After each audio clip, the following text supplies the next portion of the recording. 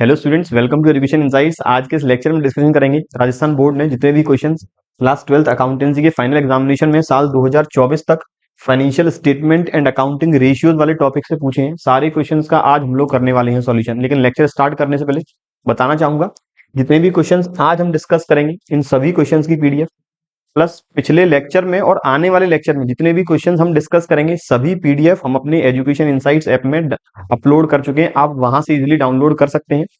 Plus ये सारे questions आपको हमारे क्वेश्चन बैंक विद सॉल्यूशन के अंदर भी मिलने वाले हैं। बुक को परचेज करने का लिंक नीचे डिस्क्रिप्शन बॉक्स में, और बुक के बारे में मैंने एक डिटेल वीडियो भी बनाया है, उसका लिंक ऊपर आई बटन में।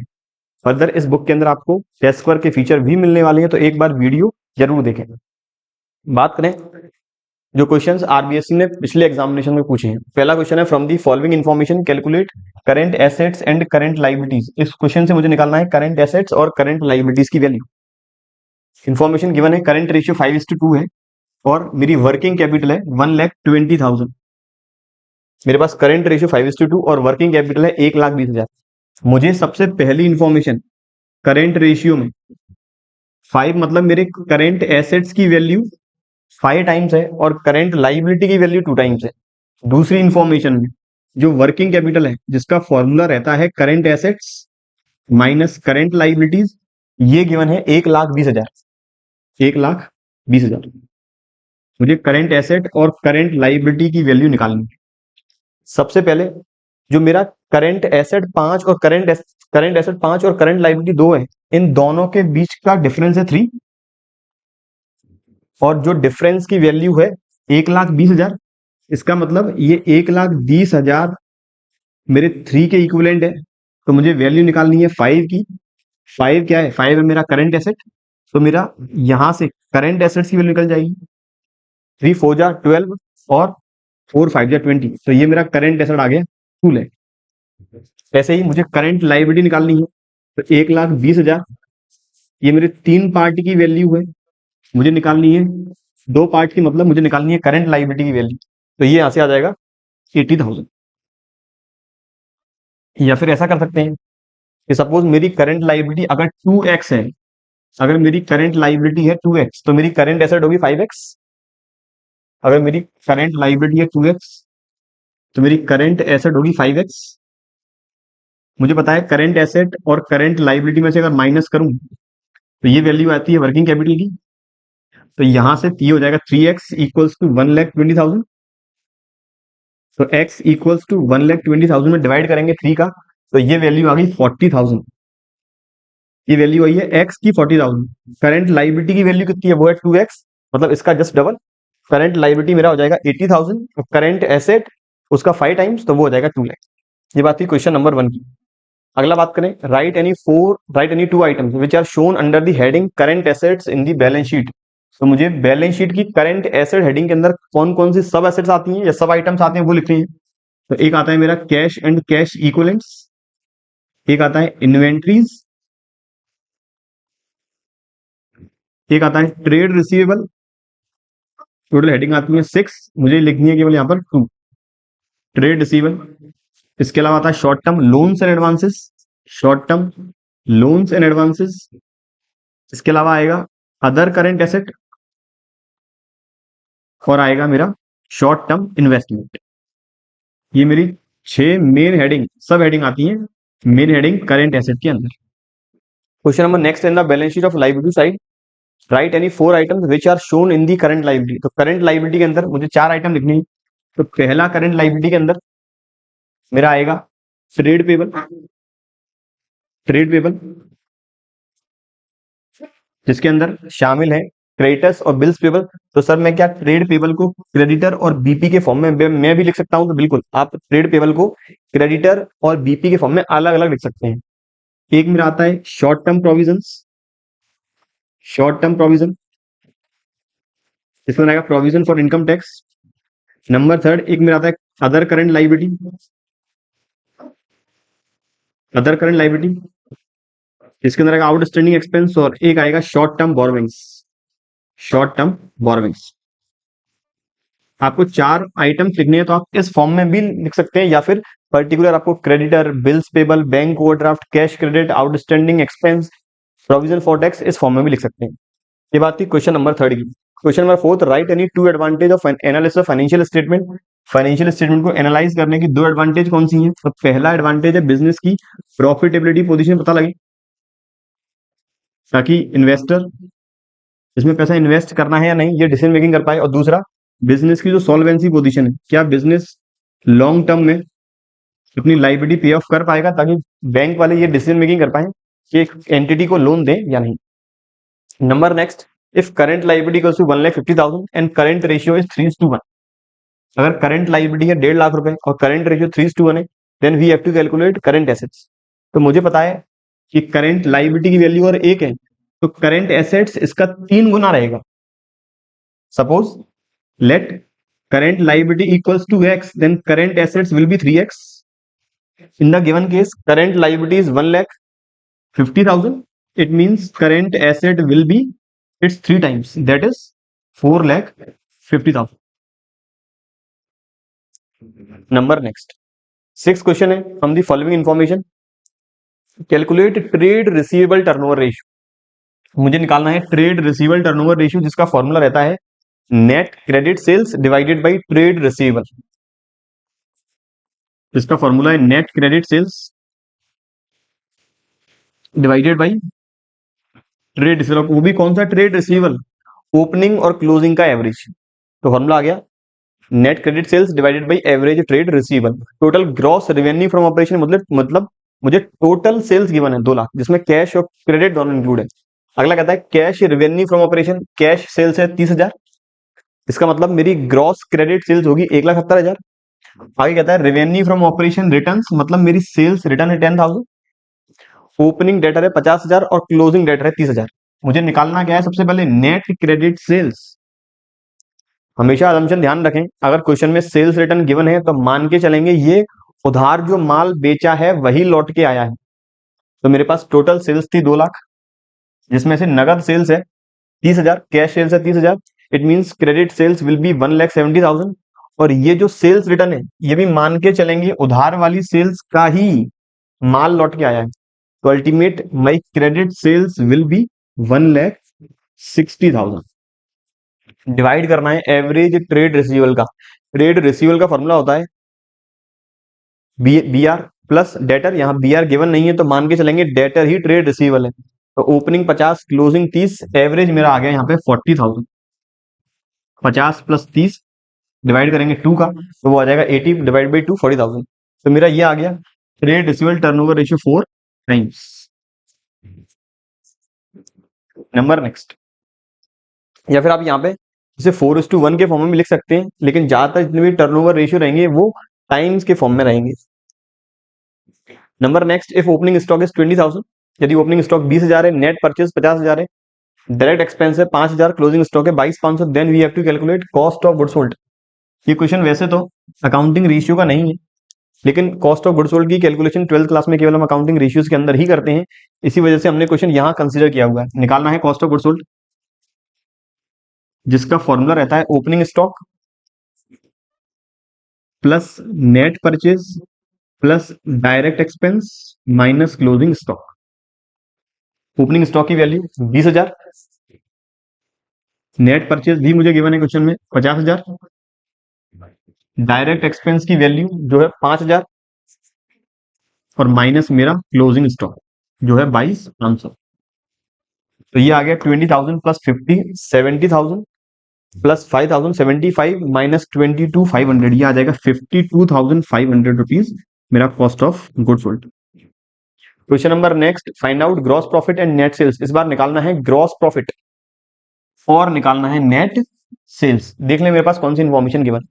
सबसे पहला आइटम है फिक्स एसेट 1,50,000, एवरेज स्टॉक है 70,000, स्टॉक टर्नओवर रेशियो है 4 टाइम्स, डेटर्स गिवन है 40,000 और सेलिंग प्राइस है 20% अबव कॉस्ट।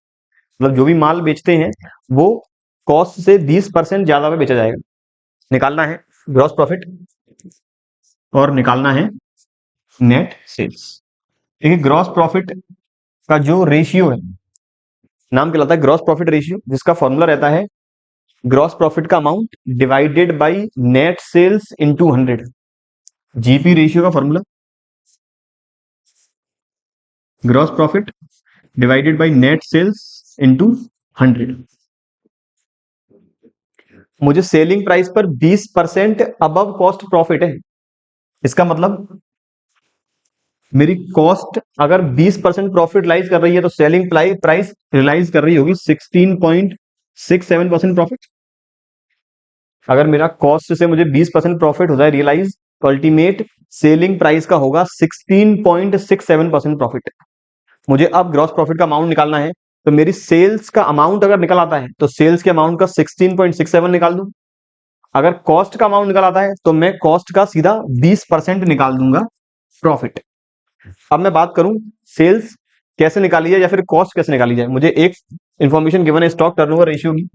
तो स्टॉक टर्नओवर रेशियो का मेरा फॉर्मूला है cost of good sold divided by average inventory या फिर average stock. Stock turnover ratio मेरा 4 times cost of good sold की मुझे वैल्यू निकालनी है और एवरेज स्टॉक की वैल्यू गिवन है 70,000। यहां से मैंने कॉस्ट ऑफ गुड सोल्ड निकाल लिया 2,80,000। 2,80,000। अब 2,80,000 मेरी आ गई कॉस्ट, इसका 20%, 2,80,000 का 20% मेरा रहेगा प्रॉफिट जो आएगा 56,000।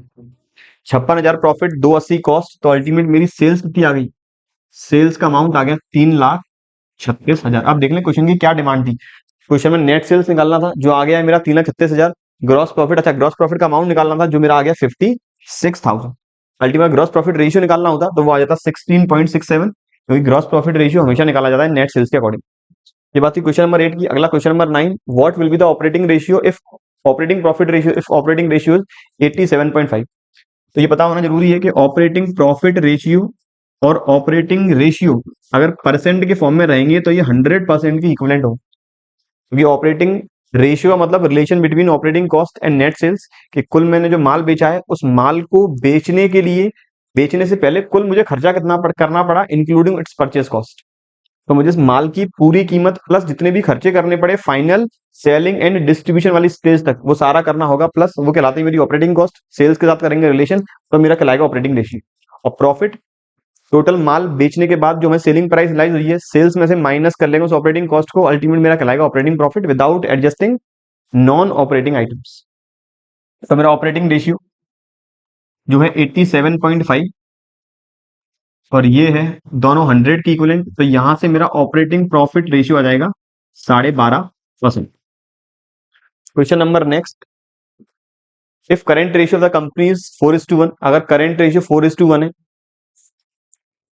4:1 इस तरह से लिख लें या फिर डायरेक्ट 4:1 ही लिख लें, दोनों के बीच का डिफरेंस कहलाएगा 3, जो वर्किंग कैपिटल की इक्विवेलेंट है जिसकी वैल्यू है 75,000।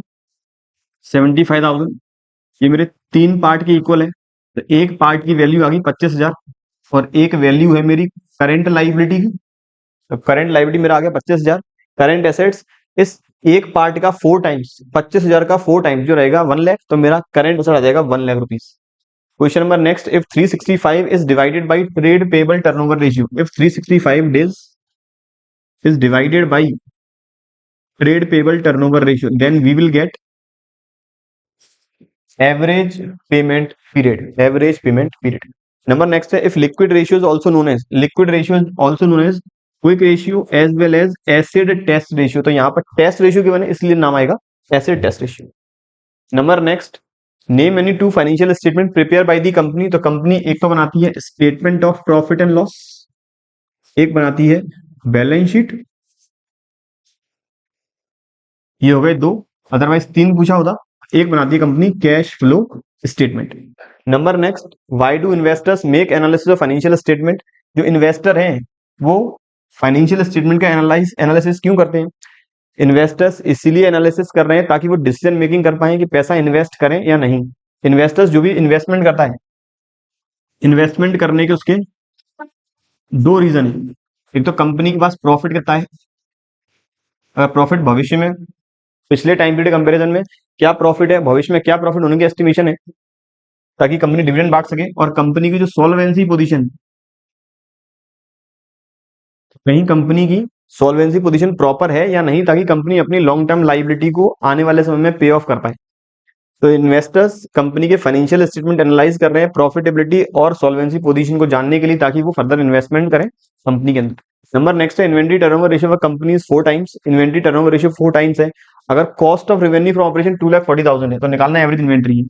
इन्वेंट्री टर्नओवर रेशियो फॉर्मूला है cost of good sold divided by average inventory. Cost of good sold मेरा है 2,40,000, मुझे एवरेज इन्वेंट्री निकालना है और ये है 4 टाइम्स, तो मेरा यहां से एवरेज इन्वेंट्री आ जाएगा 60,000। अगला question, what is meant by financial statement. तो ऐसे स्टेटमेंट जो एक कंपनी की एंटिटी की financial as well as profitability position show करते हैं वो कहलाते हैं फाइनेंशियल स्टेटमेंट। इसके अंदर इंक्लूड करते हैं statement of P&L, balance sheet and cash flow statement. Number next, कोई 2 टेक्निक बताएं फाइनेंशियल स्टेटमेंट को एनालाइज करने की। तो एक तो है कैश फ्लो स्टेटमेंट, एक है रेशियो एनालिसिस, एक है फंड फ्लो एनालिसिस, एक है ट्रेंड एनालिसिस, एक है कॉमन साइज और comparative financial statements. Number next, current liability of Jatin limited are ₹60,000। Company की करंट लाइबिलिटी 60,000 है। Quick ratio, current ratio 3:1 and quick ratio 2.25:1। निकालना क्या है, निकालनी है इन्वेंट्री की वैल्यू। अगर करंट लाइबिलिटी 60,000 है तो यहां से मेरी करंट एसेट्स करंट लाइबिलिटी के 3 टाइम्स रहेगी, जो रहेगा 1,80,000, क्योंकि करंट रेशियो 3:1 है। It means if current liability is ₹1 then current assets will be ₹3। तो यहां से 60,000 का 3 गुना मेरी आ गई करंट एसेट। क्विक एसेट में अगर करंट लाइबिलिटी है 60,000 तो क्विक एसेट्स इसका 2.25 टाइम्स रहेगी। तो 60,000 का डबल 1,20, 60,000 का 25% 15, तो ये मेरा रहेगा 1,35,000। मुझे निकालनी है इन्वेंट्री की वैल्यू। करंट एसेट और क्विक एसेट के बीच का डिफरेंस होता है इन्वेंट्री और प्रीपेड एक्सपेंस। अगर क्वेश्चन साइलेंट रहता है तो हमेशा मानते हैं डिफरेंस केवल और केवल इन्वेंट्री ही होगा। तो 1,80,000 करंट एसेट, 1,35,000 क्विक एसेट, तो यहां से आ जाएगी मेरी इन्वेंट्री जो रहेगी कुछ 45,000। Question number next, write the head and sub head of the following items. मुझे हेड और सब हेड बताना है। पहला है प्रपोज्ड डिविडेंड और दूसरा है डिवेंचर। देखिए प्रपोज्ड डिविडेंड अकाउंटिंग स्टैंडर्ड 4 के बाद प्रपोज डिविडेंड नहीं होगा, उसकी जगह होना चाहिए डिविडेंड पेबल, क्योंकि अगर प्रपोज डिविडेंड है तो ये कभी भी बैलेंस शीट के अंदर नहीं आएगा। ये जाता है फुट नोट में, ये जाता है फुट नोट में एज अ कंटिंजेंट लाइबिलिटी, क्योंकि बैलेंस शीट में केवल हम शो कर सकते हैं डिविडेंड पेबल को। और डिविडेंड पेबल है मेन हेड करंट लाइबिलिटी और sub head other current liability. Debenture ये जाएगा non current liability main head और लॉन्ग टर्म बोरोइंग सब head. Question number next, which of the following item is not related with reserve and surplus. Reserve and surplus से related कौन सा head नहीं है। तो capital redemption reserve, debenture redemption reserve, security premium reserve, ये तीनों ही reserve and surplus के अंदर आते हैं। प्रोविजन फॉर बैड डेट्स नहीं आएगा, क्योंकि ये हम माइनस करके शो करेंगे करंट एसेट्स के अंदर ट्रेड रिसीवेबल में। Number next, blank items to be settled with a period of 12 months. तो करंट लाइबिलिटी, करंट या current items are need to be settled with a period of 12 months. Number next, Suman limited liquidity ratio and current ratio is 3.6:1 and 4.8:1 respectively. Stock is ₹60,000, then we have to calculate current assets and current liabilities. वापस करने का तरीका question मेरा कि अगर मेरी current liability है ₹1 तो मेरी करंट एसेट होगी ₹4.80 और मेरी क्विक एसेट होगी ₹3.60। या फिर ऐसा समझ लें, अगर करंट लाइबिलिटी है X तो मेरी करंट एसेट होगी 4.80X और क्विक एसेट होगी 3.60X। मुझे बताएं करंट एसेट और क्विक एसेट के बीच का डिफरेंस ये हमेशा होता है साइलेंट केसेस में इन्वेंट्री। तो ये डिफरेंस कितना है 1.2 या फिर 1.2x। इन्वेंट्री की वैल्यू कितनी गिवन है, इन्वेंट्री की वैल्यू गिवन है 60,000। तो मुझे अगर x की वैल्यू निकालनी है तो ये आ जाएगा कुछ 50,000। x मतलब एक पार्ट की वैल्यू आ गई 50,000। अब एक पार्ट मेरा क्या है करंट लाइबिलिटी, तो सर मेरा करंट लाइबिलिटी आ गया 50,000 और करंट एसेट इस 50,000 का 4.80 टाइम्स, तो ये रहेगा 2 lakh plus 40, 2,40,000। Question number 23, those liability which are settled in the period of 12 months is known as current liabilities. Question number next, an ideal debt equity ratio, तो ideal debt equity ratio, safe debt equity ratio is 2:1 जो है 2024 में। Number next, security premium reserve किस major head के अंदर आएगा, तो ये दिखाई देगा share holder fund major head के अंदर, sub head reserve and surplus. Number next, according to companies act 2013 balance sheet is prepared as per the schedule 3, balance sheet बनाते हैं शेड्यूल 3 के अकॉर्डिंग। नंबर नेक्स्ट, हमें बैलेंस शीट में item given है debenture, जो बताना है किस मेजर हेड और सब हेड के अंदर आएगा। तो मेजर हेड है नॉन करेंट लाइबिलिटी और सब हेड है long term borrowings. Question number next, write the name of any true user of the financial statement, तो एक user shareholder, shareholder, दूसरा यूजर बैंक, तीसरा user income tax department, number 4 employ, number 5 managers. Question number next, वापस current assets और current liabilities की value निकालनी है। Inventory given है 60,000, लिक्विड एसेट्स गिवन है 2,40,000 और क्विक रेशियो गिवन है 2:1। देखिए अगर मैं क्विक रेशियो 2:1 गिवन है, इसका मतलब मेरी अगर करंट लाइबिलिटी है 1 तो मेरी क्विक एसेट्स होंगी 2, मतलब क्विक एसेट्स मेरा करंट लाइबिलिटी का जस्ट डबल है। मुझे पता है इन दोनों के बीच में क्या रिलेशन है, क्विक एसेट्स और करंट लाइबिलिटी के बीच में यहां रिलेशन है 2:1 का, यहां रिलेशन है 2:1 का। मेरी क्विक एसेट्स इस बार गिवन है 2,40,000, 2,40,000,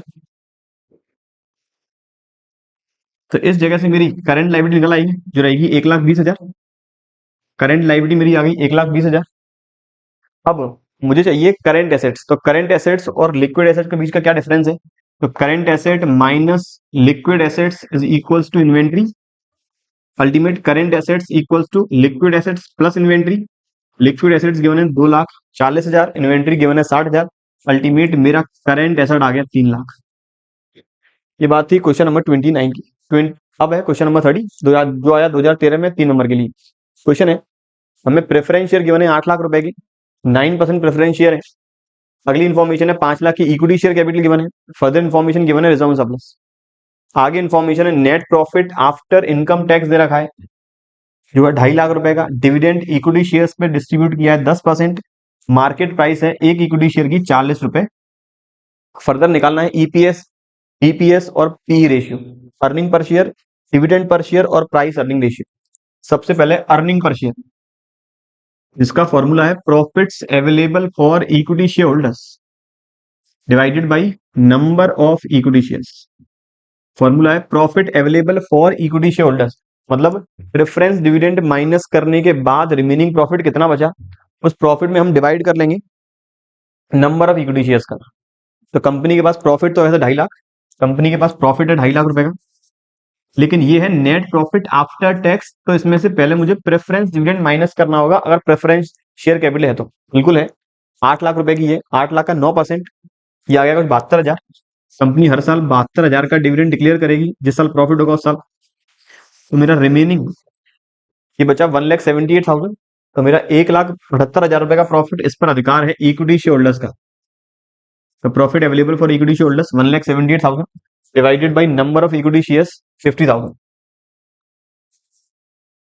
तो ये मेरा 5 3 50, 5 5 25 और 5 6 30, ये आ गया 3.56 पर शेयर। दूसरा निकालना है डिविडेंड पर शेयर, तो कंपनी ने 10% डिविडेंड डिक्लेयर किया, किसका करेंगे, फेस वैल्यू का। फेस वैल्यू कितनी है, 10 रुपए, तो डिविडेंड पर शेयर आ गया 1 रुपये। या फिर दूसरा तरीका निकालने का, कंपनी की टोटल इक्विटी शेयर कैपिटल है 5 लाख रुपए, 5 लाख का 10% आएगा 50,000 रुपए डिविडेंड, 50,000 में डिवाइड करेंगे 50,000 इक्विटी शेयर्स का, तो रहेगा ₹1। मतलब फॉर्मूला बन गया मेरा dividend declared divided by number of equity shares. Number next, price earning ratio, जिसका फॉर्मूला है P ratio equals to MPS upon EPS. तो एमपीएस मेरा है कुछ 40 रुपए, 40 में डिवाइड करेंगे 3.56 तक, 40 डिवाइडेड बाई 3.56, ये वैल्यू मेरी आ रही है 11.24 टाइम्स, ये आ रही है 11.24 टाइम्स।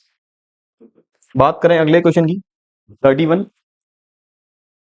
फाइनेंशियल स्टेटमेंट क्या मतलब, पहली बात कर चुके हैं। एसेंशियल क्वालिटीज क्या होनी चाहिए, तो फाइनेंशियल स्टेटमेंट प्रेजेंटेशन प्रॉपर होना चाहिए, as per the full disclosure concept, user mislead नहीं होना चाहिए, और true and fair financial position as well as profitability position business organisation की शो करनी चाहिए। नंबर नेक्स्ट 2014 में आया, निकालना है अर्निंग पर शेयर ईपीएस, निकालना है प्रोप्राइटरी रेशियो, निकालना है gross profit ratio, price earning ratio, dividend per share and stock turnover ratio. तो सबसे पहला अर्निंग पर शेयर निकालना है, जिसके लिए फॉर्मूला रहेगा profit available for equity share holders divided by number of equity shares, number of equity shares. Question में information मुझे निकालना है, सबसे पहले प्रॉफिट कितना है इक्विटी शेयर होल्डर्स के लिए।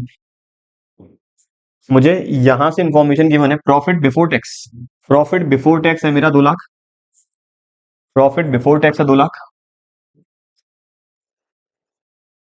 अब इक्विटी शेयर होल्डर्स के लिए प्रॉफिट निकालने का क्या तरीका है, अगर profit before interest and tax होता तो पहले इंटरेस्ट माइनस करता, यहाँ की मैंने प्रॉफिट बिफोर टैक्स तो इंटरेस्ट ऑलरेडी माइनस है, तो सबसे पहले मुझे अब माइनस करना पड़ेगा टैक्स, टैक्स माइनस करने के बाद मैं बांटूंगा प्रेफरेंस डिविडेंड, प्लस अगर कोई रिजर्व में ट्रांसफर करना है तो रिजर्व में भी ट्रांसफर में कर दूंगा।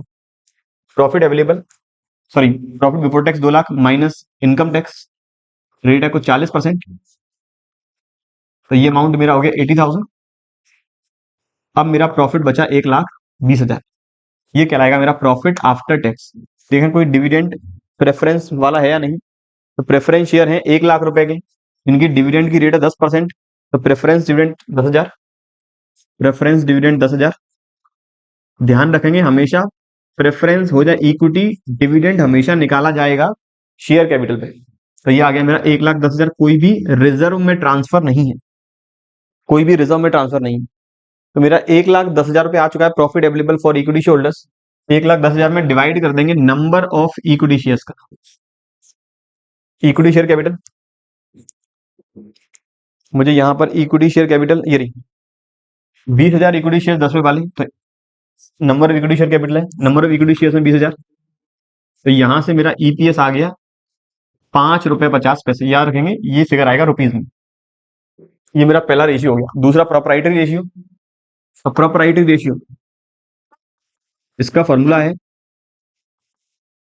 प्रोप्राइटरी रेशियो फॉर्मूला है it is the relation between total assets and share holder funds. तो मुझे शेयर होल्डर फंड का रिलेशन निकालना है टोटल एसेट के साथ, तो formula total assets divided by share holder funds, या इसका हम अपोजिट भी लिख सकते हैं share holder fund divided by total asset. Otherwise पहचानने का तरीका है कि टोटल एसेट में से कितना पार्ट शेयर होल्डर फंड्स के पास है, या टोटल एसेट्स में कितना कंट्रीब्यूशन शेयर होल्डर फंड्स का है। तो कंपनी की अब बात करें टोटल एसेट्स की, टोटल एसेट्स है 5 लाख, टोटल एसेट है 5 लाख। अब कंपनी के शेयर होल्डर फंड्स की वैल्यू कितनी है, तो कंपनी के शेयर होल्डर फंड्स के अंदर आता है preference share capital 1 lakh, equity share capital 2 lakh, ये हो गया 3 लाख, प्लस कितना हमें ट्रांसफर करना है रिजर्व एंड सरप्लस में।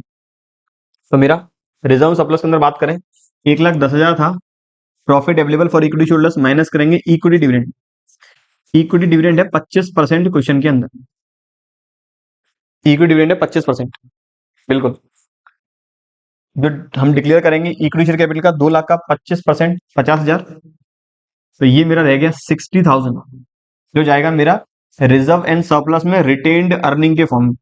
तो रिटेन्ड अर्निंग हो गया 60,000, equity capital 2 lakh, preference capital 1 lakh, तो ये हो गया टोटल 3,60,000। तो यहां से ये आने वाला है 360, 5 लाख डिवाइड बाई 360, ये आएगा 1.39:1, या फिर इसका अगर अपोजिट कर दे 360 अपॉन 5 लाख, तो ये आता 0.72:1। याद रखें यहाँ पर अगर हमने रेशियो इस फॉर्म में लिखा है तो ये नीचे थ्योरी के फॉर्म में भी एक्सप्लेन कर दें कि it means relation between total asset and share holder fund is 1.39:1। Proprietary ratio के बाद अगला है ग्रॉस प्रॉफिट रेशियो। तो यहाँ पर मुझे stock sales, sales return, sales given है 10.5 लाख, सेल्स रिटर्न रिटर्न है 50,000, तो मेरी नेट सेल्स हो गई 10 लाख, नेट सेल्स मेरी हो गई 10 लाख रुपए की। ग्रॉस प्रॉफिट फॉर्मूला है ग्रॉस प्रॉफिट का amount divided by net sales into 100। तो मैंने सेल्स लिख लिया 10 लाख, इसकी कॉस्ट कितनी है, कॉस्ट है 6 लाख, इसका मतलब 4 लाख का है प्रॉफिट, और ये रेशियो आएगा मेरा परसेंटेज में, तो ग्रॉस प्रॉफिट रेशियो मेरा रहेगा 40%। ग्रॉस प्रॉफिट रेशियो मैंने निकाल दिया है। नंबर है price earning ratio, it is the relation between market price पर शेयर। मार्केट प्राइस पर शेयर हमें गिवन है, मार्केट प्राइस पर शेयर जो है 27.50 रुपये। मुझे अब निकालना है पी रेशियो, जो है मार्केट प्राइस 27.5 और मेरा ईपीएस आया था 5.5, तो ये रहेगा कुछ 5 टाइम्स। 27.5 डिवाइडेड 5.5, ये आ गया मेरा 5 टाइम्स, बिल्कुल। इसके बाद dividend per share, dividend per share company एक शेयर पर 25% डिविडेंड दे रही है, शेयर की फेस वैल्यू है 10 रुपए, तो 10 रुपए का 25% 2.5 रुपए आ गया डीपीएस। या दूसरा तरीका, टोटल कैपिटल है 2 लाख, 2 लाख की कैपिटल पे 25% मतलब 50,000 का देंगे dividend, 50,000 divided by number of equity shares 20,000, वो रहेगा मेरा 2 रुपए 50 पैसे। अगला स्टॉक टर्नओवर रेशियो, इसका फॉर्मूला है कॉस्ट ऑफ गुड सोल्ड, जो मेरा है amount 6 lakh, divided by average inventory. यदि क्वेश्चन साइलेंट है तो मान के चलेंगे जो क्लोजिंग इन्वेंट्री है वही मेरी ओपनिंग है, वही एवरेज है। तो 6 लाख मेरा cost of good sold, 1.5 lakh मेरा एवरेज इन्वेंट्री, तो ये आ जाएगा मेरा 4 टाइम्स। बात करें अगले क्वेश्चन 33 की, क्या निकालना है, gross profit ratio, operating ratio, operating profit ratio, net profit ratio. Sales given है हमें 2 lakh, cost of good sold है 1.20, एडमिनिस्ट्रेटिव एक्सपेंस है 20,000, सेलिंग एक्सपेंस है 15,000, लॉस बाई फायर गिवन है 10,000, इनकम फ्रॉम इन्वेस्टमेंट है 5,000। सबसे पहले GP ratio, formula gross profit upon sales into 100। Gross profit निकालने का formula cost minus cost of good sold, sorry sales minus cost of good sold. Sales 2 lakh, cost of good sold 1.20, तो मेरा gross profit आ गया 80,000 divided by sales 2 lakh multiply by 100, तो ये मेरा आ गया जीपी रेशियो 40%। ये मेरा आ गया जीपी रेशियो। दूसरा ऑपरेटिंग रेशियो, ऑपरेटिंग रेशियो कहता है बिजनेस की टोटल ऑपरेटिंग कॉस्ट, जो भी ऑपरेटिंग कॉस्ट रहेगी उसमें डिवाइड करेंगे नेट सेल्स का, मल्टीप्लाई करेंगे 100 का। ऑपरेटिंग कॉस्ट का मतलब बिजनेस को बनाने में इतना खर्चा हुआ, ऑफिस के जितने खर्चे हैं प्लस मार्केट के जितने खर्चे हैं सारे खर्चे कर लें ऐड, डिवाइड कर देंगे सेल्स का। तो मेरी cost of goods sold I थी 1.20, एडमिनिस्ट्रेटिव एक्सपेंस 20,000, सेलिंग एक्सपेंस है 15,000, बिजनेस का टोटल एक्सपेंस है 1,55,000, 1,55,000। सर आखिरी के दो आइटम के एडजस्ट नहीं करेंगे बच्चों, ये एबनॉर्मल आइटम है यानी नॉन ऑपरेटिंग आइटम्स है, इन्हें हम ऑपरेटिंग प्रॉफिट या फिर ऑपरेटिंग रेशियो निकालने के लिए एडजस्ट नहीं करेंगे। तो 1,55, नेट सेल्स है मेरी 2 लाख, नेट सेल्स है मेरी 2 लाख, इंटू करेंगे 100 का, तो ये मेरा ऑपरेटिंग रेशियो आ गया 77.50%। ये मेरा आ गया ऑपरेटिंग। अगर ऑपरेटिंग रेशियो 77.5 आया है तो ऑपरेटिंग प्रॉफिट रहेगा 22.5। या दूसरा तरीका निकालने का, मेरा ग्रॉस प्रॉफिट आया था 80,000, 80,000 में से माइनस करेंगे ऑफिस के खर्चे 20,000, बचा 60, माइनस करेंगे मार्केट के खर्चे 15, बचा 45, तो 45,000 में डिवाइड करेंगे 2 लाख का, वो भी आएगा मेरा 22.5%। ये बात थी ऑपरेटिंग रेशियो की। अब मुझे निकालना है नेट प्रॉफिट रेशियो।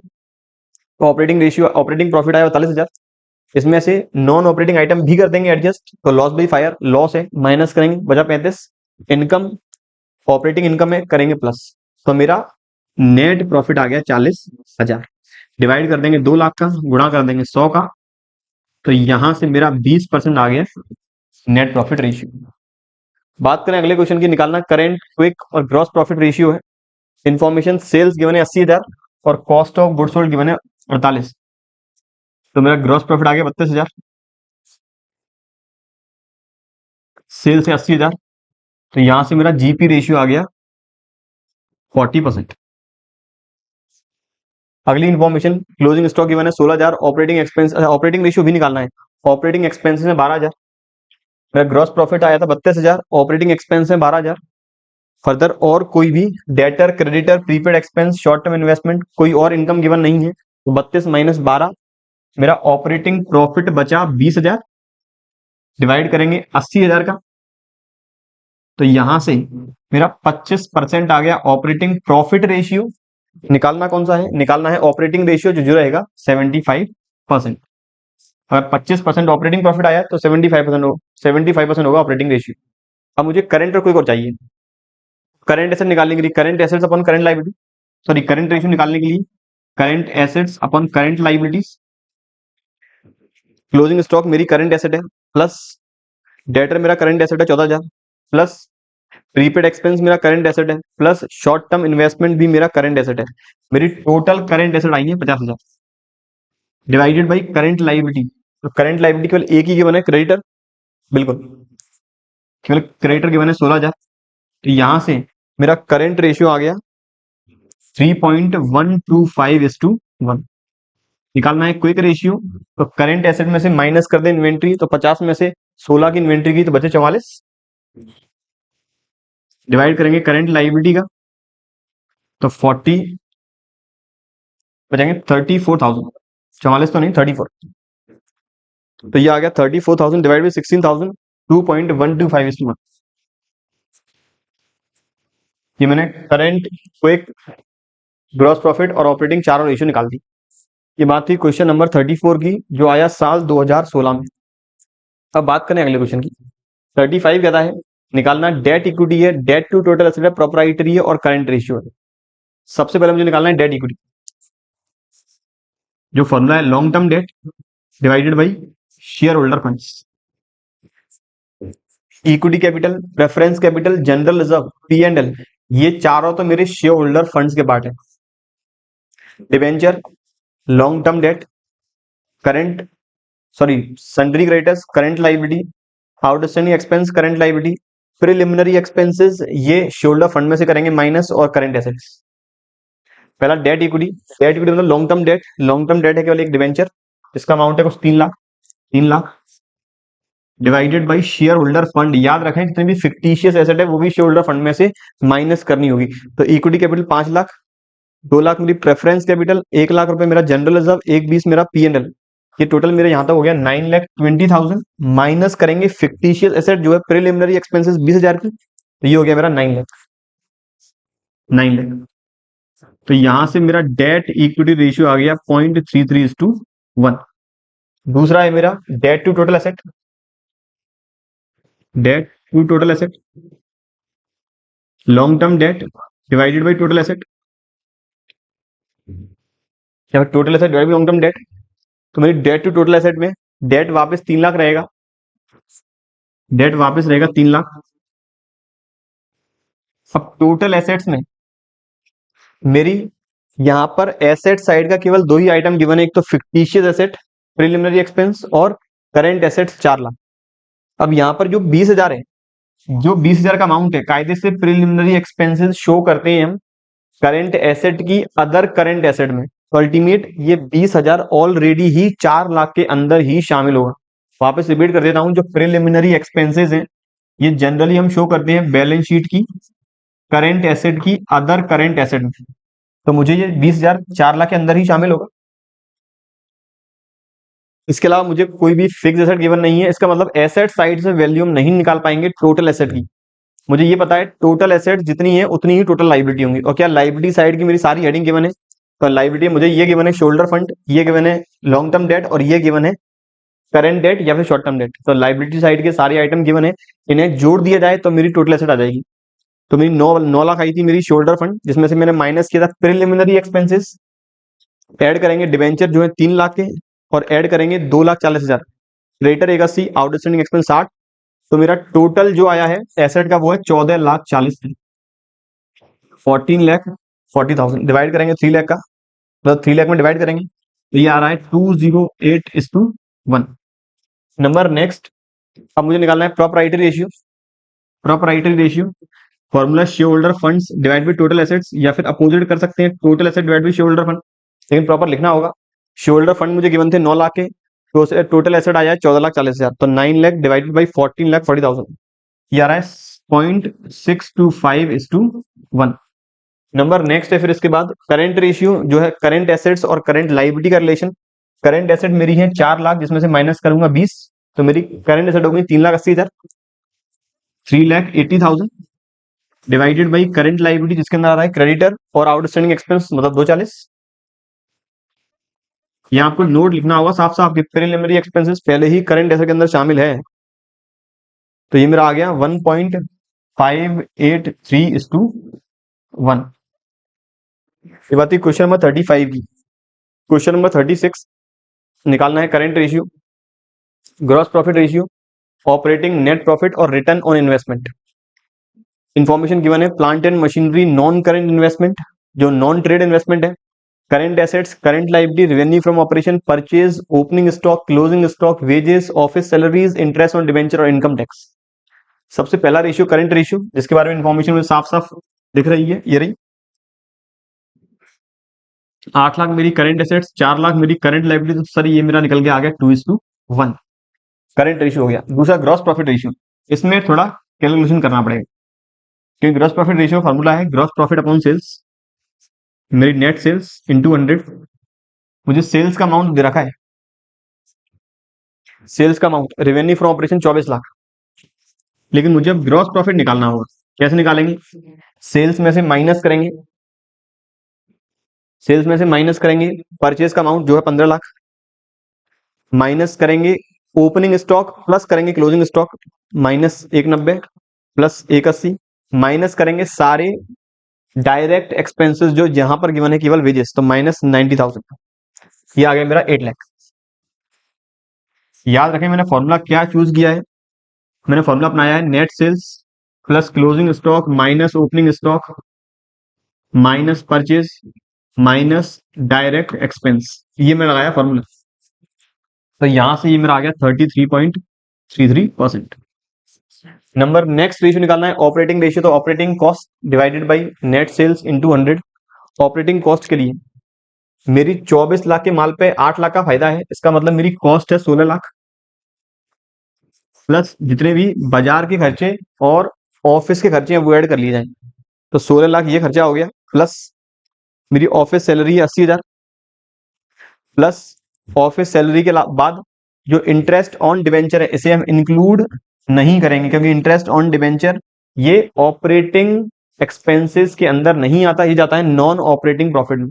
और याद रखें जो मेरा ऑपरेटिंग प्रॉफिट है, जो मेरा ऑपरेटिंग प्रॉफिट है इसे हम कहते हैं profit before interest and tax. तो मेरा profit before interest and tax के लिए इसका मतलब इंटरेस्ट और टैक्स मुझे कंसीडर नहीं करना है, तो मुझे निकालनी थी अपनी ऑपरेटिंग रेशियो। फॉर्मूला बना operating cost divided by net sales into 100। Operating cost के लिए मेरा कॉस्ट ऑफ गुड्स सोल्ड आया 16 लाख, इसमें मैंने ऐड किया ऑफिस का खर्चा जो है केवल 80,000, और कोई भी एक्सपेंस ऑफिस का नहीं है ना मार्केट का गिवन है, डिवाइड बाई 24 लाख इंटू 100। तो ये मेरा 16,80,000 डिवाइड बाई 24 लैक्स, ये आ गया मेरा 70%। मेरा ऑपरेटिंग रेशियो आ गया 70%। अब मुझे निकालना है नेट प्रॉफिट रेशियो, तो नेट प्रॉफिट निकालने के लिए मुझे सेल्स ये मैंने 24 लाख माइनस मैंने कर दिया ऑपरेटिंग कॉस्ट जो आई थी मेरे 16,80,000, माइनस अब जितने भी operating sorry non operating item बचे हैं वो कर दे माइनस। तो इंटरेस्ट और इनकम टैक्स दोनों हैं 60,000 की, इंटरेस्ट एंड इनकम टैक्स दोनों हैं 60,000, तो 24 माइनस 1680 माइनस 60,000, ये आ रहा है 6,60,000। ये मेरा आ गया नेट प्रॉफिट, इसमें डिवाइड कर देंगे अपन 24 लाख का, तो ये मेरा आ गया 27.50%। मेरा नेट प्रॉफिट रेशियो आ गया 27.50%। इसके बाद रिटर्न ऑन इन्वेस्टमेंट या फिर रिटर्न ऑन कैपिटल एम्प्लॉयड, इसका फॉर्मूला है profit after tax divided by capital employed. Return on investment या फिर return on capital employed, formula है profit after tax divided by capital employed. Profit after tax निकालना है, तो प्रॉफिट मेरा after tax ही आया 6,60,000 divided by capital employed. Capital employed निकालने के लिए shoulder fund plus non current liability, तो मुझे इंफॉर्मेशन केवल गिवन है प्लांट एंड मशीनरी से सारी एसेट्स दे रखी हैं और मुझे गिवन है करंट लायबिलिटी, इसके बाद कोई भी इंफॉर्मेशन गिवन नहीं है। देखिए मुझे जो शेयरहोल्डर फंड है और जो नॉन करंट लायबिलिटी है इन दोनों को जोड़ना होता है कैपिटल एम्प्लॉयड निकालने के लिए। मैं बैलेंस शीट बना के दिखाऊं पुराने मेथड से या फिर बैलेंस शीट बनाए हॉरिजॉन्टल फॉर्मेट में, तो बैलेंस शीट में नॉन करंट एसेट और ये current asset shoulder fund, non current liability और करंट लाइबिलिटी। मुझे पता है बैलेंस शीट हमेशा बराबर रहती है, इन दोनों आइटम को जोड़ दें तब निकल जाएगा कैपिटल एम्प्लॉयड। या दूसरा तरीका, इन दोनों आइटम को ऐड करके इसे कर दिया जाए माइनस, तब मेरा निकल जाएगा कैपिटल एम्प्लॉयड। मुझे शोल्डर फंड और नॉन करंट लाइबिलिटी गिवन नहीं है, बाकी के 3 आइटम्स गिवन है। Plant and machinery 10 lakh plus current non current investment 4 lakh, ये मेरा हो गया 14 lakh. Total non current assets plus 8 lakh की करंट एसेट्स, मेरी सारी एसेट्स हो गई 22 लाख की। माइनस करेंगे नॉन करंट लाइबिलिटी 4 लाख, तो मेरा कैपिटल एम्प्लॉयड आ गया 18 लैक्स। ये आ गया मेरा 18 लैक्स, मल्टीप्लाई कर देंगे 100 में, तो 6,60,000 डिवाइड बाई 18 लैक्स, ये आ रहा है 36.67 फर्स्ट। ये बात थी क्वेश्चन नंबर 36 की। अब बात करें अगले क्वेश्चन की। क्वेश्चन नंबर नेक्स्ट में, क्वेश्चन नंबर 37 में कहता है from the following information you are required to calculate current ratio, quick ratio, debt equity, proprietary and solvency. हमें निकालनी है इस बार 5 रेशियो। सबसे पहले करंट, फिर क्विक, फिर डेट इक्विटी, प्रोप्राइटरी और सॉल्वेंसी। करंट रेशियो के लिए current assets upon current liabilities, हमें करंट एसेट्स और करंट लायबिलिटी ढूंढनी है यहाँ पे। तो करंट लायबिलिटी स्टार्टिंग में दे रखी है 1 लाख। अब मुझे करंट एसेट्स और चाहिए। करंट एसेट्स के लिए मुझे करंट लायबिलिटी गिवन है, कैपिटल गिवन है, कैपिटल मतलब share capital, general reserve given है, credit balance of PNL given है, 10% डिवेंचर गिवन है, नॉन करंट एसेट्स गिवन है। यहां से करंट एसेट्स दे रखी है, stock 2 lakh, trade sale 1.5 lakh, 3.5 और 50 4 लाख। तो यहां से सर मेरा करंट रेशियो आ गया 4:1। ये मेरा आ गया करंट रेशियो। तो आ गया करंट रेशियो ये रहा। अब मुझे निकालना है क्विक रेशियो। तो करंट एसेट में से माइनस कर दें स्टॉक। स्टॉक है 2 लाख का, कोई भी प्रीपेड एक्सपेंस नहीं है, तो ये रह गया मेरा 2 लाख। तो करंट लायबिलिटी 1 लाख, तो अभी मेरा आ गया 2:1। ये मेरा हो गया क्विक रेशियो। तीसरा date equity ratio. Debt equity ratio formula, long term debt divided by share holder funds. Long term date में है डिबेंचर 3 लाख के, 3 lakh divided by share holder funds. तो शेयर होल्डर फंड में 5 लाख की share capital plus general reserve 1 lakh, 5 और 1 6, credit balance of PNL 1 lakh, 7 lakh. तो 3 lakh divided by 7 lakh. तो ये आ जाएगा कुछ 3 लाख डिवाइड बाई 7 लाख 0.43:1। ये मैंने डेट इक्विटी भी निकाल दिया। प्रोप्राइटरी रेशियो जिसका formula share funds divided by total assets. Share funds divided by total assets. Share funds मैंने अभी निकाला जो है 7 लाख का। अब मुझे चाहिए टोटल एसेट्स। तो एसेट साइड में केवल करंट एसेट्स गिवन है, नॉन करंट एसेट गिवन नहीं है। तो अल्टीमेट सारी लाइबिलिटी साइड एड ऑन कर दी जाए, मेरा टोटल एसेट निकल जाएगा। तो लाइबिलिटी साइड में shoulder fund 7 lakh, non current liability 3 lakh, 7 और 3 10, करंट लाइबिलिटी 1 लाख और 11, तो ये आ गया 11 लाख। तो shoulder funds divided by 7 lakh divide by 11 lakh, ये मेरा आ गया 0.64:1। ये बात थी क्वेश्चन नंबर 37। बात करें अगले क्वेश्चन 38 की। तो यहाँ कहता है इंफॉर्मेशन गिवन है capital, capital reserve, equity share capital, 10% debenture, net sales, gross profit, selling expense, current assets, current liabilities. Further information है closing stock is 20% excess on the opening stock. Closing stock opening stock से 20% ज्यादा है और opening stock की कीमत है 50,000। इसका मतलब सर मेरा क्लोजिंग स्टॉक है 60,000। निकालना क्या है, पहला liquidity ratio, formula quick assets divided by current liability. मुझे यहाँ लिक्विडिटी रेशियो, यहाँ लिक्विड रेशियो होगा। अगर लिक्विडिटी रेशियो है तो दोनों निकालने पड़ेंगे, करंट रेशियो और क्विक रेशियो। करंट रेशियो निकाल लें, current assets 4 lakh, current liability 3 lakh, तो ये जाएगा 1.33:1। मुझे निकालना है फिर क्विक रेशियो। तो मेरी क्लोजिंग स्टॉक आई है 60,000, करंट एसेट है 3 लाख, तो मेरी ये क्विक एसेट आएंगे 3,40,000, डिवाइडेड करेंगे 3 लाख का। यहां से मेरा आ गया 1.13:1। ये मेरा आ गया करंट और क्विक दोनों। दूसरा कहता है प्रोप्राइटरी रेशियो, तो shoulder funds divided by total assets. Shoulder fund 40 lakh की इक्विटी शेयर कैपिटल, 4 लाख का कैपिटल रिजर्व, ये दोनों आइटम हो गए। इसके बाद शोल्डर फंड में प्रोप्राइटरी रेशियो, शोल्डर फंड में यहां तक वैल्यू अभी होगी 44 लाख, ये मैंने कैपिटल और रिजर्व कर दिया प्लस सरप्लस और करना होगा प्लस, और डिवाइड करेंगे टोटल एसेट्स का।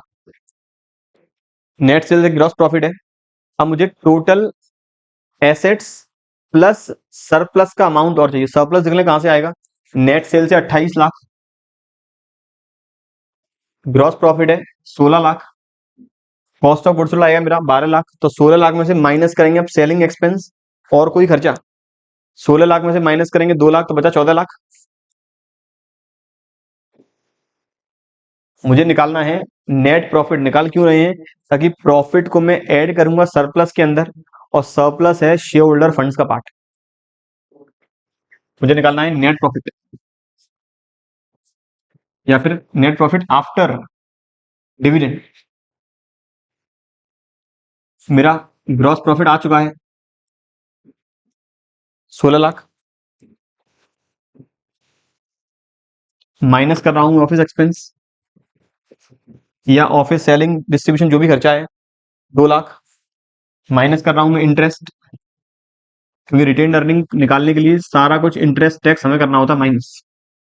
इंटरेस्ट का अमाउंट 16 लाख का 10% 1,60,000, बस, और कोई भी मेरे पास एक्सपेंस गिवन नहीं है। तो 16 लाख माइनस 360, ये आ गया 1240, बिल्कुल ये आ गया 1240। 1240 कर लेंगे प्लस यहाँ पे, ये हो गया मेरा total shoulder fund 1240 plus 44 lakh plus. अब मुझे चाहिए टोटल एसेट्स, तो जितनी लाइबिलिटी होंगी उतनी एसेट्स होंगी। 56,40,000 में आ गया शोल्डर फंड, इसमें ऐड करेंगे डिवेंचर 16 लाख के और ऐड करेंगे करंट लाइबिलिटी 3 लाख की, तो मेरी टोटल लाइबिलिटी सड़ आई है 75,40,000, यही होगी मेरी टोटल एसेट। यहां से मेरा आ जाएगा total asset to debt ratio 44 lakh plus 12,40,000 बड़ी 75,40,000, ये आ रहा है 0.75:1। ये मैंने प्रोप्राइटरी रेशियो भी निकाल दिया है। ऑपरेटिंग रेशियो, ऑपरेटिंग कॉस्ट में डिवाइड करेंगे सेल्स का, तो मेरा ये जो 16 लाख का ग्रॉस प्रॉफिट आया था इसमें से केवल माइनस करेंगे ऑफिस एक्सपेंस, तो मेरी ऑपरेटिंग कॉस्ट आ गई 14 लाख। 14 लाख में डिवाइड कर देंगे, 14 लाख में डिवाइड कर लेंगे सेल्स का, सेल्स कितनी है 28 लाख, तो मेरा 50% आ गया। ऑपरेटिंग प्रॉफिट रेशियो निकालना कौन सा है, ऑपरेटिंग रेशियो, तो 50% होगा मेरा operating ratio. Stock turnover ratio, stock turnover ratio का फॉर्मूला है cost of goods sold. Cost of goods sold कितनी है, सेल्स 28 लाख है, ग्रॉस प्रॉफिट 16 लाख है, तो कॉस्ट आएगी 12 lakh divided by average inventory. Opening inventory है 50, क्लोजिंग है 60, एवरेज आ गया 55,000। तो cost of goods sold divided by average inventory, तो 12 लाख में डिवाइड करेंगे 55,000 का, ये मेरा आ गया 21.81 टाइम्स। ये बात थी क्वेश्चन नंबर 38 की। अगला question 39, calculate return on investment. मुझे निकालना है रिटर्न ऑन इन्वेस्टमेंट और निकालना है डेट इक्विटी रेशियो। तो रिटर्न ऑन इन्वेस्टमेंट निकालने के लिए या फिर रिटर्न ऑन कैपिटल एम्प्लॉयड निकालने के लिए profit after tax divided by capital employed. Profit after tax मुझे गिवन है 3.5 लाख, कैपिटल एम्प्लॉयड गिवन है 40 लाख, ये मेरा आ गया रिटर्न ऑन इन्वेस्टमेंट 8.75%। और निकालना है डेट इक्विटी रेशियो, तो लॉन्ग टर्म डेट है, लॉन्ग टर्म डेट है 5 लाख, कैपिटल एम्प्लॉयड 40 लाख है। शोल्डर डेट इक्विटी के लिए मैंने डेट लिख लिया, इक्विटी मतलब शोल्डर फंड निकालना है। टोटल कैपिटल एम्प्लॉयड में से, कैपिटल एम्प्लॉयड में से माइनस कर देंगे हम डेट, मतलब लॉन्ग टर्म डेट, तो मेरा आ जाएगा शोल्डर फंड, क्योंकि कैपिटल एम्प्लॉयड का फॉर्मूला होता है डेट प्लस शोल्डर फंड। तो अब 40 में से माइनस करेंगे 5 लाख, तो ये बचेगा मेरा 35 लाख। ये आ जाएगा 1:7 या फिर 0.143:1। ठीक है। क्वेश्चन नंबर नेक्स्ट 40 निकालना ओपनिंग और क्लोजिंग इन्वेंट्री है। ठीक है, सेल्स है 12 लाख, ग्रॉस प्रॉफिट है 1/3 ऑफ कॉस्ट, सेल्स की वैल्यू गिवन है और ग्रॉस प्रॉफिट का अमाउंट गिवन है। ग्रॉस प्रॉफिट मेरा 1/3 ऑफ कॉस्ट का है, या फिर मैं कह सकता हूं 33% है कॉस्ट पे, अगर कॉस्ट का है 33%, तो मेरा 25% होगा सेल्स का, 25% होगा सेल्स का। तो इस 12 लाख की सेल्स में 25% प्रॉफिट होगा इंक्लूड, तो 12 लाख का 25% 3 लाख, मेरी कॉस्ट आ गई 9 लैक्स, मेरी कॉस्ट आ गई 9 lakhs. Inventory turnover ratio formula होता है cost of goods sold divided by average inventory.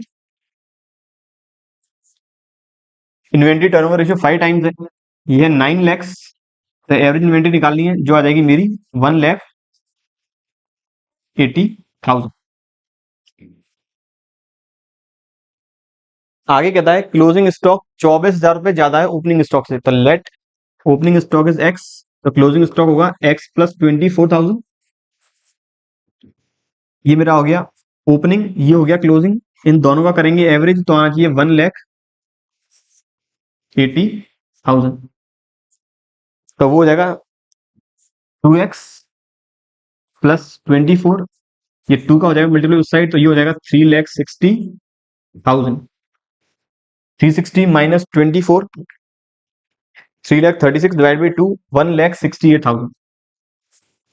मेरे x मतलब ओपनिंग स्टॉक की वैल्यू आई है 1,68,000, 1,68,000, तो क्लोजिंग की कीमत होगी 24,000 रुपए ज्यादा, जो आएगा 1,92,000, तो ओपनिंग 168, क्लोजिंग 192। अगला ईपीएस, बीवीपीएस और डीपी रेशियो निकालना है। ईपीएस का formula earning available for equity shareholders divided by number of equity shares.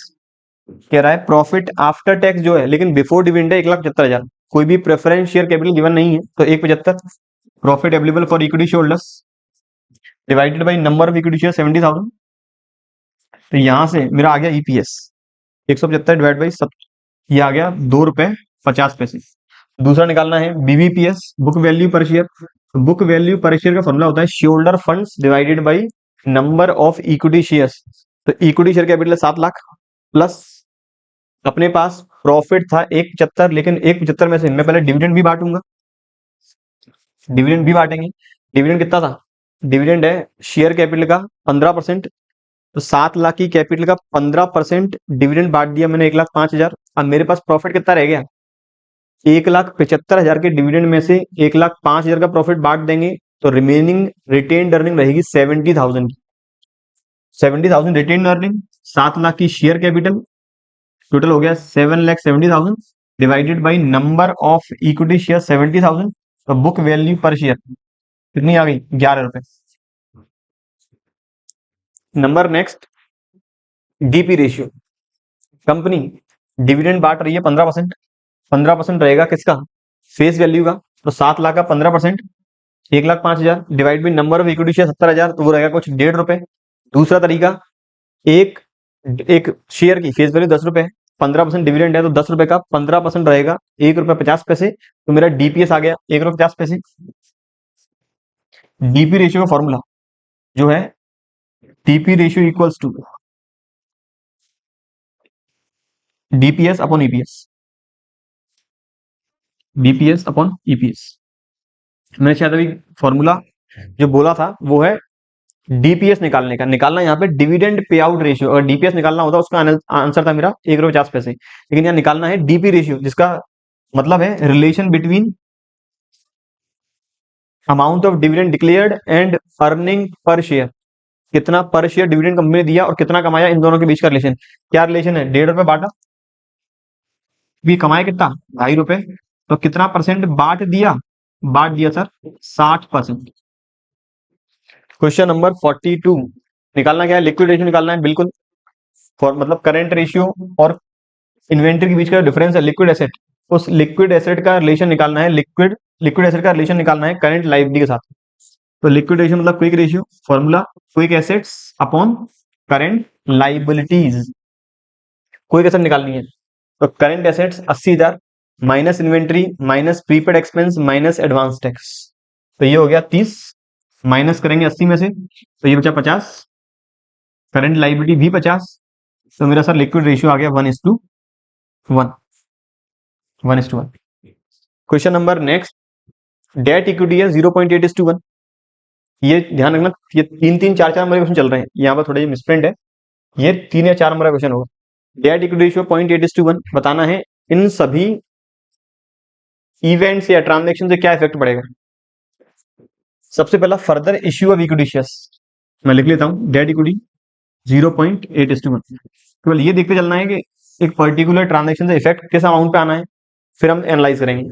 सबसे पहला अगर इक्विटी शेयर जारी करते हैं तो मेरे लॉन्ग टर्म डेट पर कोई भी इफेक्ट नहीं आएगा, शेयर होल्डर फंड्स होंगे इंप्रूव, तो पहले वाले से मेरा रेशियो होगा डिक्रीज। दूसरा कह रहा है बोनस शेयर इश्यू करते हैं, बोनस शेयर का मतलब केवल और केवल प्रॉफिट्स को कैपिटलाइज कर देना, इससे मेरी जो टोटल शेयर फंड है उसकी वैल्यू सेम रहेगी, बस रिजर्व सरप्लस हो जाएगा कम और शेयर कैपिटल बढ़ जाएगी। तो यहां से कोई भी चेंज शेयर फंड में नहीं हुआ और ना ही चेंज हुआ डेट में, तो यहां से मेरा डेट इक्विटी रेशियो चेंज नहीं होगा। अगर डिबेंचर रिडीम करेंगे डिबेंचर की वैल्यू गिर जाएगी, डिबेंचर का टोटल जो अमाउंट है, सपोज पहले यहां से 80,000 और शेयर फंड है 1,00,000, अगर डिबेंचर रिडीम करेंगे तो वो सपोज 20,000 के में रिडीम कर दिए, 20,000 का रुपया लौटा दिया, तो डिबेंचर कम हो गए, अब रह गए 60,000 के, तो इससे मेरा रेशियो होगा डिक्रीज डिक्रीज। फिर कह रहा है sale of goods on cash basis, अगर नगद में माल बेचेंगे, दिया नहीं है प्रॉफिट हुआ या नहीं, साइलेंट के किस में मानेंगे प्रॉफिट नहीं हुआ, तो शेयर फंड और नॉन करेंट लायबिलिटी सेम रहेगी, तो इससे भी चेंज नहीं होगा मेरा रेशियो। अगला क्वेश्चन मुझे मैच करना है, तो करेंट रेशियो मेरा लिक्विडिटी रेशियो का पार्ट है, इंटरेस्ट कवरेज रेशियो और ऑपरेटिंग रेशियो पार्ट है मेरा प्रॉफिटेबिलिटी का, और इंटरेस्ट कवरेज रेशियो पार्ट है मेरा सॉल्वेंसी का। क्वेश्चन नंबर नेक्स्ट मुझे निकालना है सेल्स और ग्रॉस प्रॉफिट। अगर एवरेज स्टॉक है 80,000, इन्वेंट्री टर्नओवर रेशियो 6 टाइम्स है, जिसका फॉर्मूला है inventory turnover ratio equals to cost of goods sold divided by average inventory. Inventory turnover ratio 6 times है, कॉस्ट ऑफ गुड्स सोल्ड निकालना है, average inventory है 80,000, तो यहां से मेरा कॉस्ट ऑफ गुड्स सोल्ड आ जाएगा 4,80,000। 80,000 में मल्टीप्लाई करेंगे 6 में, मेरा आ गया ये कॉस्ट, ये आया है मेरा कॉस्ट। आगे कहता है selling price is 25% excess on cost, cost जो है उसका 25% प्रॉफिट है, इसका मतलब सेलिंग प्राइस कॉस्ट से 25% ज्यादा है, तो इस कॉस्ट का 25%, 4,80,000 का 25% जो आगे मेरा प्रॉफिट अमाउंट है 1,20,000, इसका मतलब मेरी सेल्स हुई 6 लाख रुपीज में।